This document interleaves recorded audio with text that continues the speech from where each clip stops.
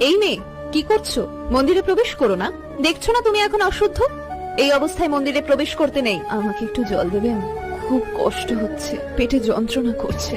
অন্য কোথাও গিয়ে জল চেয়ে নাও, মন্দিরে প্রবেশ করো না। তোমার শরীর এখন শুদ্ধ নয়, অপবিত্র। এসব কি বলছে?